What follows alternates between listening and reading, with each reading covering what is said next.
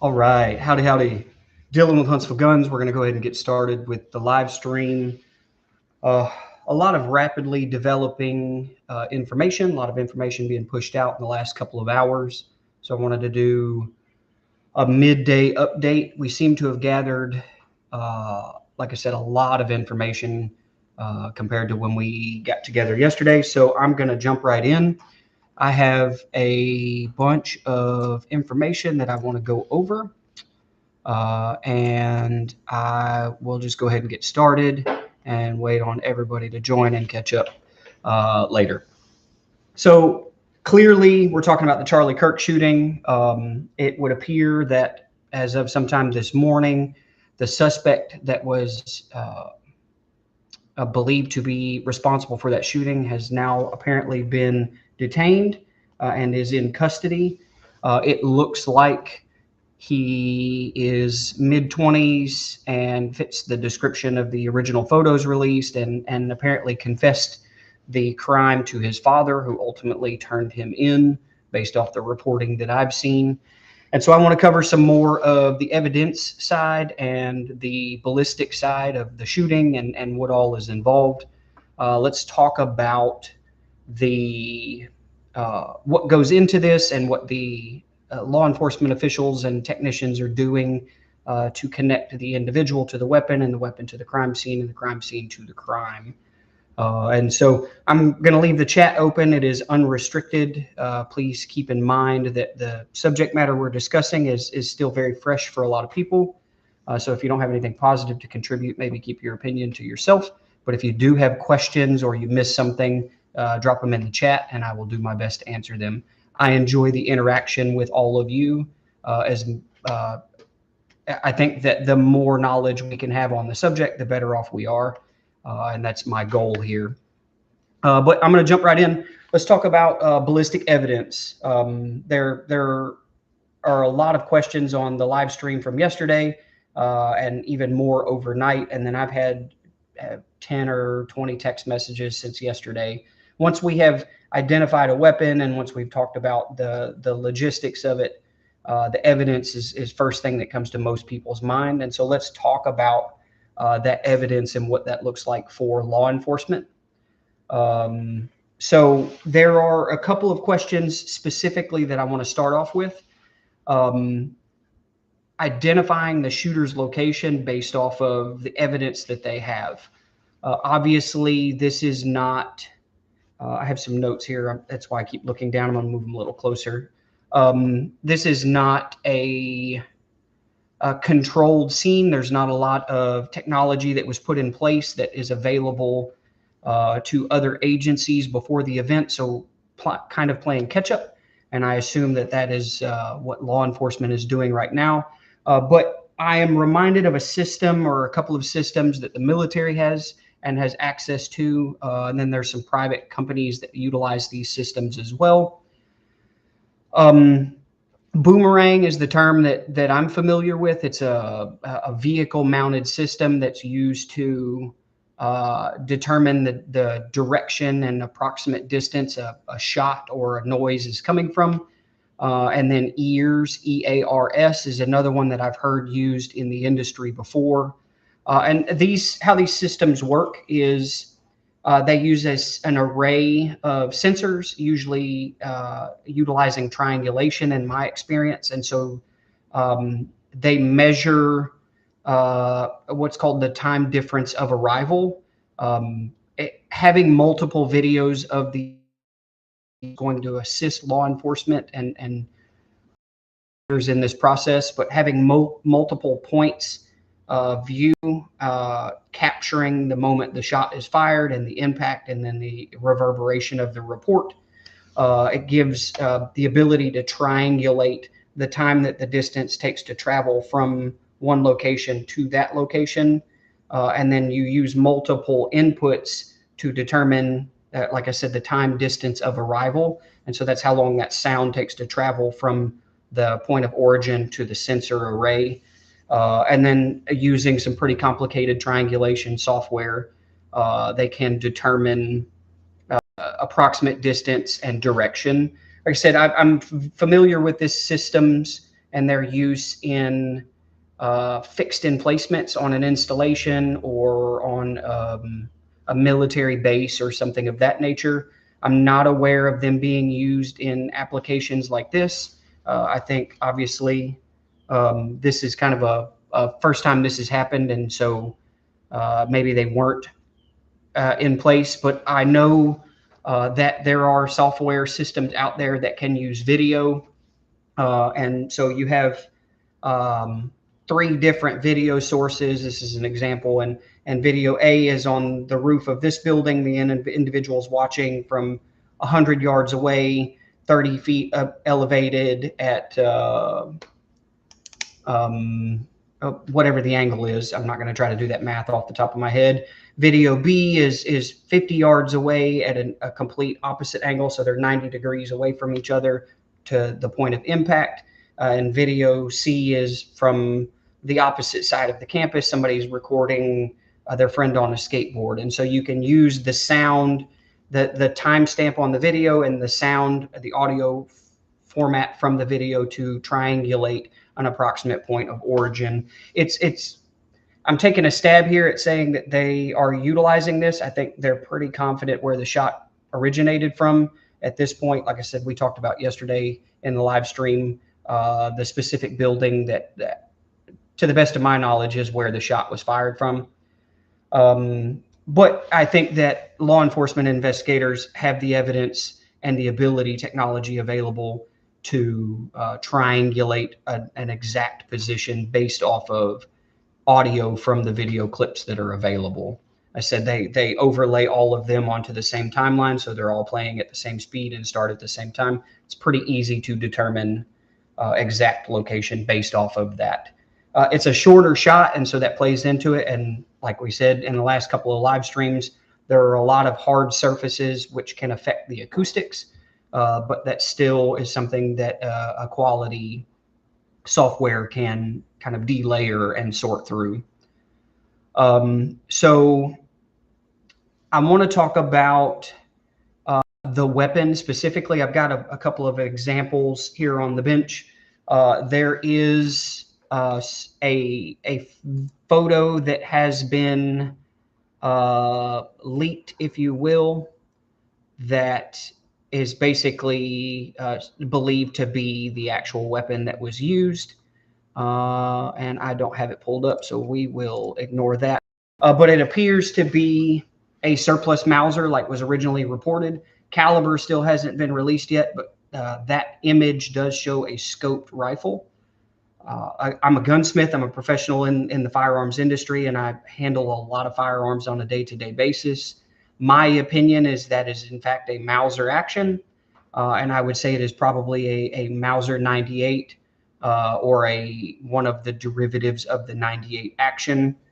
So, for example, this is also a surplus Mauser barreled action, and you can see the bent bolt knob and the shape of the bolt in comparison to the photos that are circulating online, as well as the safety lever on the back of the bolt hang. All very characteristic traits of a Mauser. I will also say that the barrel on the rifle in the pictures definitely does not appear to be a military barrel. The profile, the contour, the shape of the features on the barrel are different from a military rifle would look like. Much like this action has been rebarreled into 308, but the reporting I've seen says it was rebarreled in 30-06, which is perfectly logical, and a lot of them were done so. But like I said, it is a Mauser, and you'll see some conflicting information because some Mausers, like this check bolt, have a straight bolt handle instead of the downturned bolt handle. You have to understand that Mausers were made by many different countries in many different places over a really long period of time. And so there are multiple versions of the same thing. Like you say, you can see this one is bent from the rear. It's much easier to see. And so I would say it is a 98. It looks very much like a 98 style action. Let's see, John, what do you got?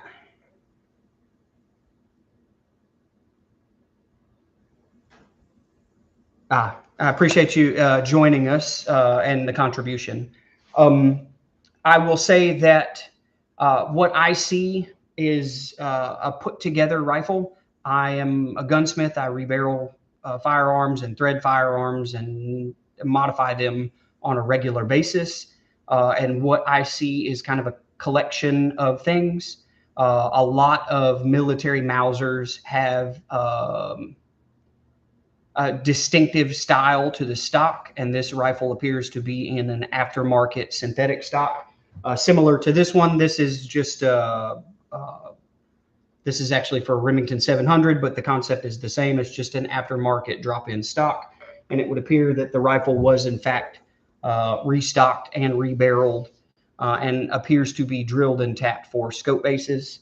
The majority of military actions from that time period, like this one, do not have any provision for mounting a scope. And so it would appear that that one was drilled and tapped at some point in its life for a scope mount. To cover the scope, it looks to be a lower power, what we will call a budget friendly or a cheap scope. I grabbed a couple of examples that have come off of guns. It's very, very similar to this Bushnell scope, very cheap, covered adjustment knobs, low magnification range. I think this is a 2 to 7 power. 3 to 9 would be right in the wheelhouse, similar to this. This is a 2 to 7 by 42. Very cheap scopes.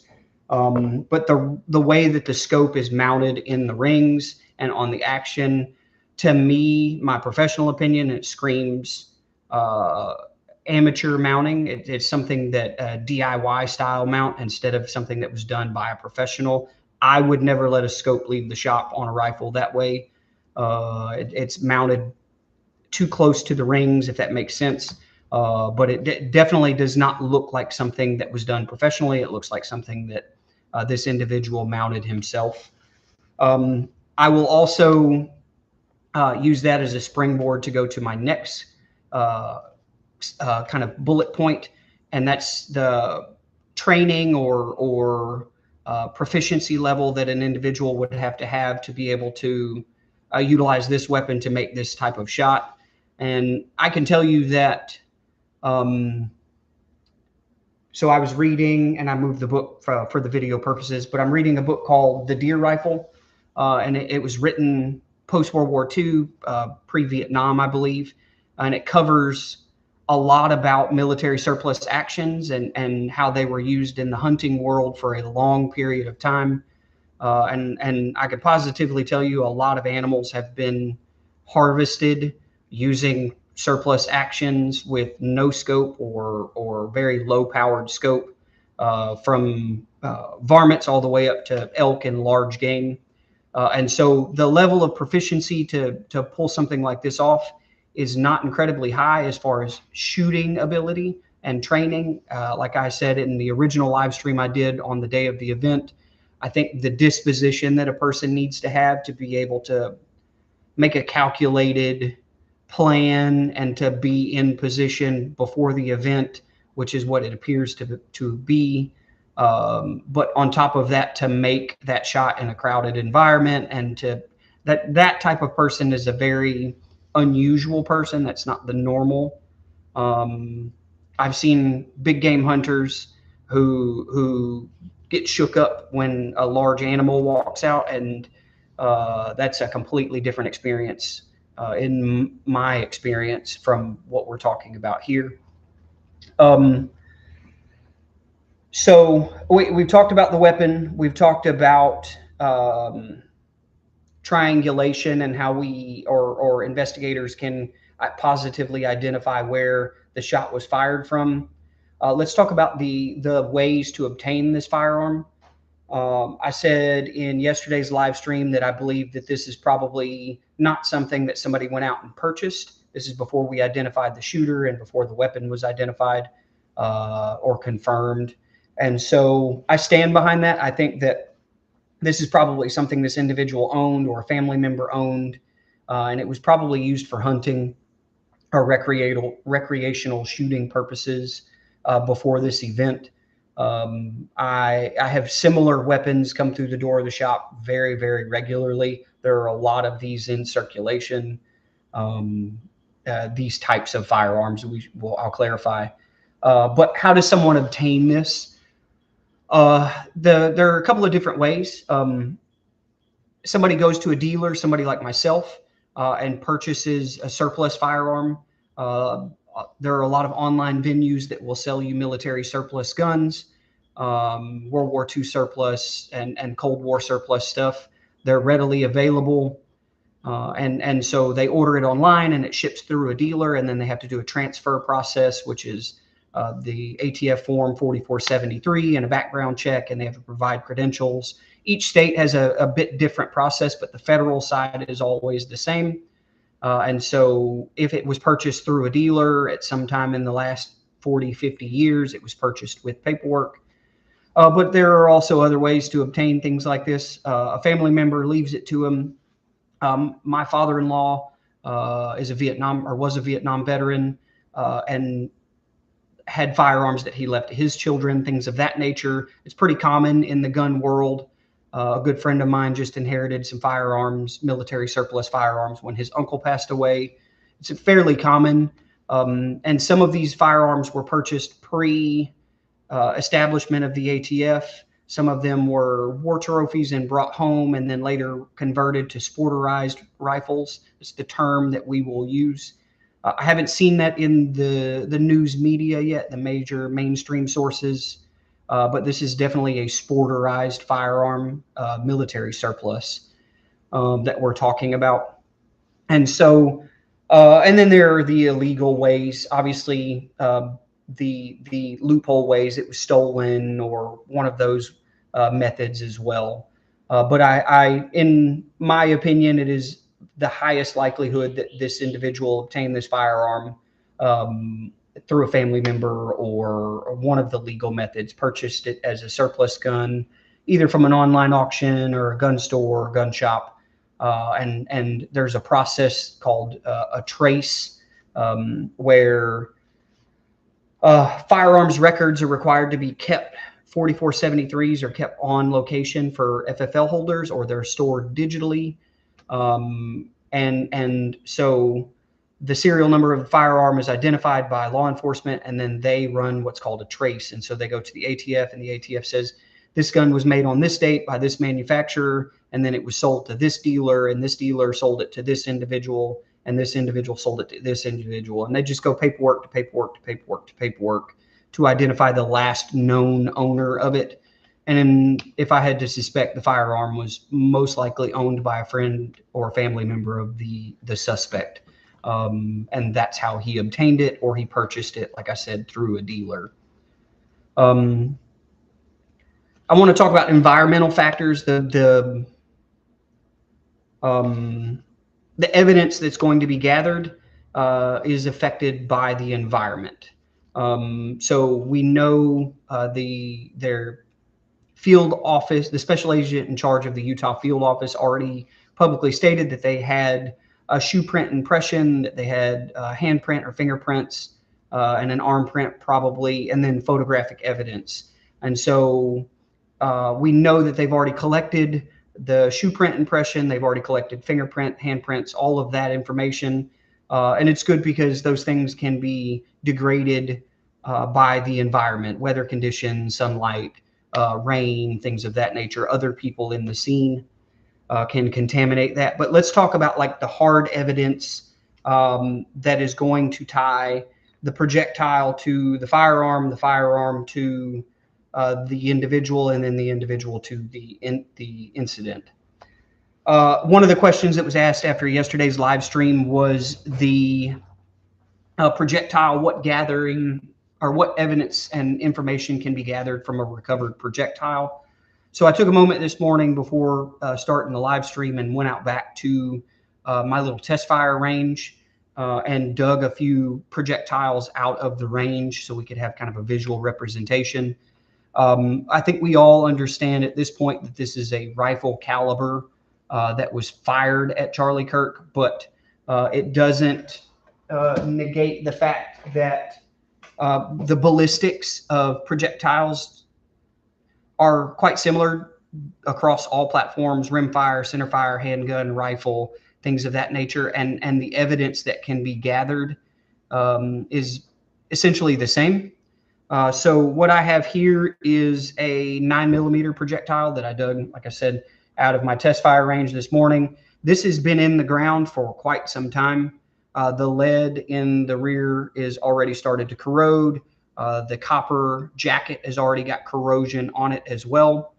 But this was fired into the clay backing of my range and impacted it, over 1,000 feet per second, and with significant energy. And you can still see the striations, the rifling impressions left on the bullet from the barrel of the firearm.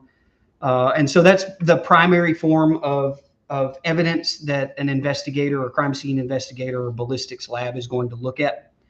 We've all seen the crime scene shows on TV where they recover a bullet and then they have a side-by-side image of a bullet that was fired through the firearm and then the recovered bullet. And then they align up the rifling pattern and the striations, and they're like, yep, 100%, this is the bullet. Usually, in my experience, it's not that easy. I took an advanced ballistics lab and course several years ago, and there's much more that goes into this. I can tell you that the bore of a barrel is as unique and as identifiable as the fingerprint on your hand. Each barrel has machining defects and imperfections and striations and grooves and very significant features that to the naked eye you can't see, but to a trained professional and somebody with some magnification, it's very easy to identify these things. Like I said, even a bullet that is mangled, this is a 30 caliber rifle projectile that started out life looking like that and now is much smaller and deformed. The jacket has opened up and peeled back. But I can tell you beyond a shadow of a doubt, if you remove the lobes and the petals on this projectile, the striations in that barrel are still present on the base of. And so we're going to look at tool marks on the recovered projectile. They're looking for key identifying features. Like I said, it's very distinctive, like the fingerprint on your hand. Each barrel makes a very distinct impression on the bullets that are fired through it. And the projectiles can be matched back to that barrel pretty easily. But also the style and shape of the bullet. So 30-06 is what we're discussing. So I have 3 different 30-06 cartridges. All of these fire a similar weight projectile, but the projectile can vary and the weights are measured in grains. And so this would be like 150 grain lead soft point, or a core lock is the Remington core lock name that goes along with it. This would be 150 grain, same weight, but different style. This is a full metal jacket, so there's no lead exposed. And this projectile has a cantilever. It's going to be hard to capture on camera, but there is a kind of a reeded edge that goes around here where the bullet is seated. And then this is a 165 grain boat tail hollow point. So all 3 of these projectiles have a different profile, a side profile. They all have different constructions. Even the lead that's used in them is easy to distinctify between, or to create distinction between one and the other. Not all leads are the same hardness and have the same properties. And so that can be measured and compared at an atomic level, basically. The jacket construction, the cantilevers and the features, the shape of the bullet can all be compared. And so I would assume that a ballistics lab is going to look at the recovered projectile and compare that to the other projectiles that were in the firearm that's recovered, and then positively confirm, yep, this cartridge, this projectile was fired out of this firearm and it matches the other projectiles in the firearm. So they tie the bullet to the gun, and then to take the gun to the shooter, because this is a synthetic stock that we're talking about, every time you interact with that stock, again, this isn't a full firearm, just a stock. Thank you, YouTube. I'm in compliance. but every time you interact with that firearm stock, you're leaving fingerprints and DNA on it. This is a rubberized surface, and it is a bit hydrophobic, so water does not absorb into it, and so any DNA evidence that's on that firearm should be relatively easy to identify and is going to maintain on there for a significant period of time. The report that I saw said that the firearm was wrapped in a towel. That just further protects the evidence. Fingerprints may be wiped off or smudged off, but the DNA is still the same. It's warm here in the shop. It's in the 90s today, and so I'm perspiring, and that perspiration stays on that plastic for an extended period of time. And a positive DNA match should be fairly easy to do if they don't recover fingerprints, assuming that the firearm was wiped down. So you tie the bullet to the gun based off of the metallurgy and the properties of the bullet, along with the tool marks and striations made in it. You tie the gun to the shooter on DNA evidence. There are a couple of videos that show what is believed to be the shooter before the shooting, and the individual appears to be limping, and so speculation is that the gun was in his pants, had it tucked down the side of his pants and under his shirt, trying to conceal it. And if he did in fact do that, 1000% there's DNA evidence on the stock of the firearm. Now tying the firearm to the shooter, now we take the shooter, and since we have consistent evidence that goes bullet that was recovered to the firearm to the shooter, you can positively place him at the scene. Reasonable assumption is that he is the one who pulled the trigger and not someone else. Theoretically, if he is not the most intelligent, every time he handled the cartridges, partial prints from his hands are on the cartridges if he didn't wipe them down, and that's just more evidence to it. Like I said, the bore of the rifling on the barrel is going to be, in my opinion, the most critical to tie the projectile to the gun. Once they can make that positive confirmation that that projectile came from that firearm, it should be pretty easy to tie the firearm back to the shooter. Let's talk about the forensic reconstruction. I think that the media has already done a pretty good bit of work on this in determining, just based off of videos of the supposed shooter and the suspect before and after, from where he fired. We talked about that in yesterday's live stream, kind of a Google Earth view. It's a straight line. Distance and direction is pretty easy to determine, along with that downward angle. And so recreating the crime scene is relatively straightforward as far as how the projectile got from the firearm to the point of impact. I don't know that there's a bunch that needs to be developed on that front. Like I said, some basic graphics could do this. I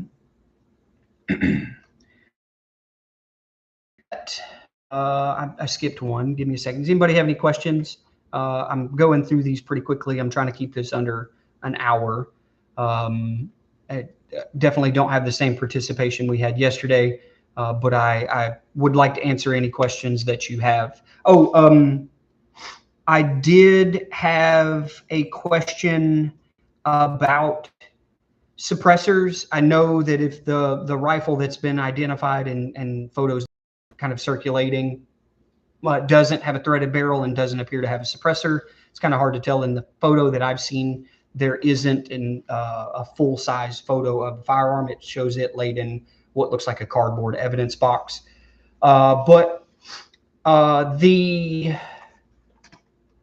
Let's split screen for a moment. So there are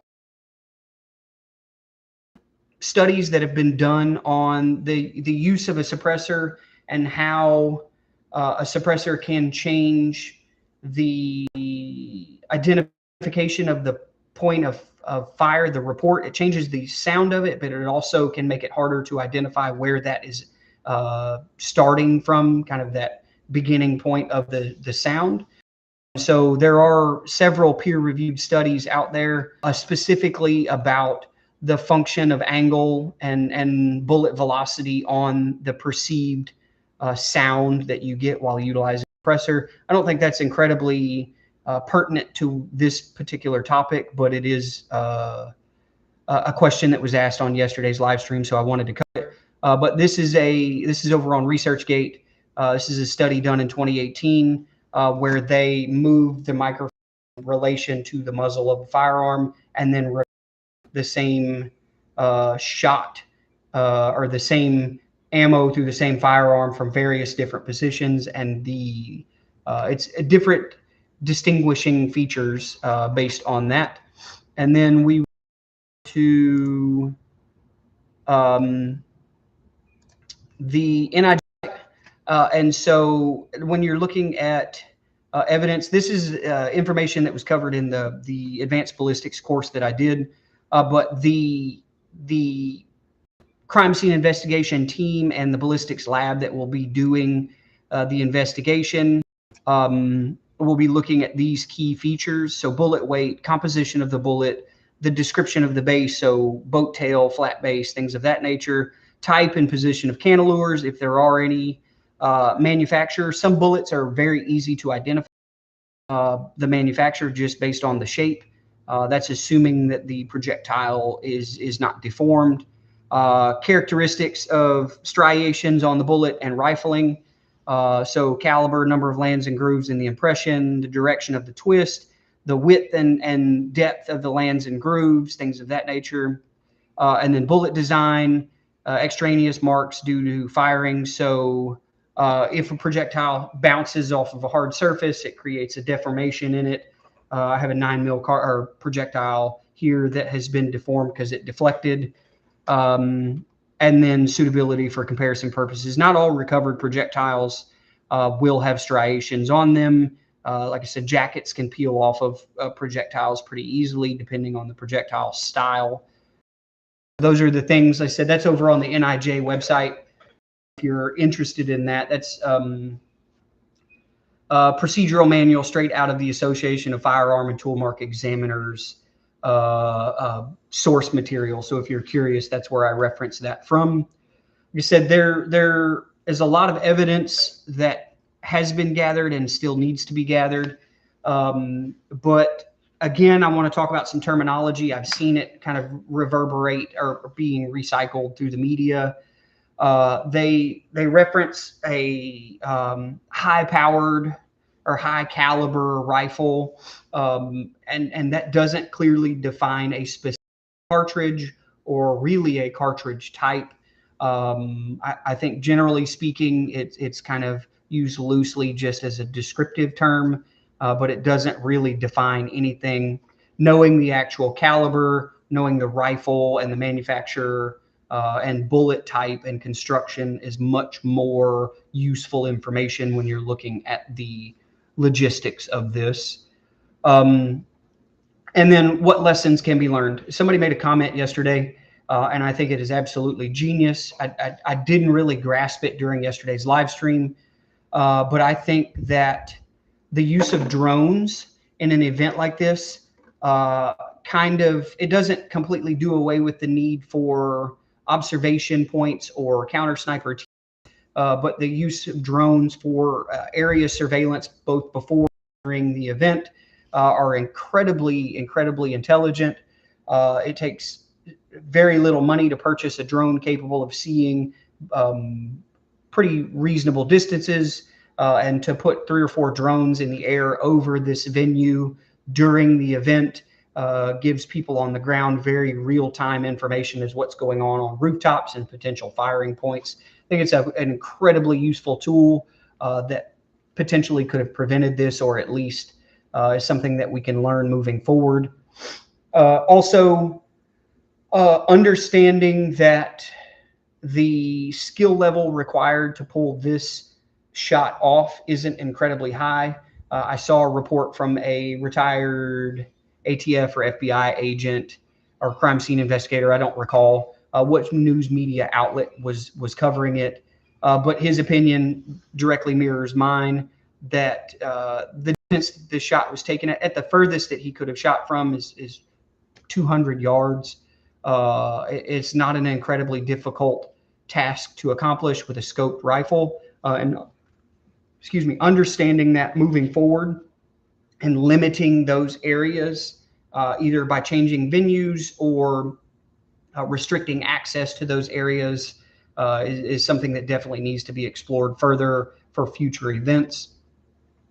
I don't have any additional questions. I don't have any more bullet points that I want to cover, and y'all have been fairly quiet in the chat. So I assume that I have hit all the highlights and lost the majority of the audience. I'm going to post this over on the channel for comments later. Yesterday's video has picked up a little bit of traction, and that's where I got a lot of the conversation topics for today. But I am going to end it here. Like I said, my goal is to keep this shorter than an hour. I know y'all don't want to sit here and listen to a guy talk about random facts.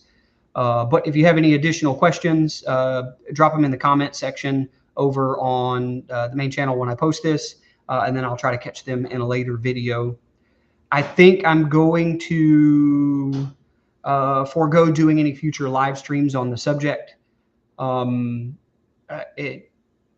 Out of respect for Charlie Kirk's family, I think that we've kind of gone the extent and will allow law enforcement to do their job, and then all patiently wait until this individual is brought to justice, and then more information will be gleaned from that event. So I think I'm going to go back to the regular content and just talk about gunsmithing and firearms, and leave this one alone in the future. But I will still respond to any comments on previous videos. So with that being said, I'm going to jump off of here. Thank you all for hanging out, and enjoy your afternoon.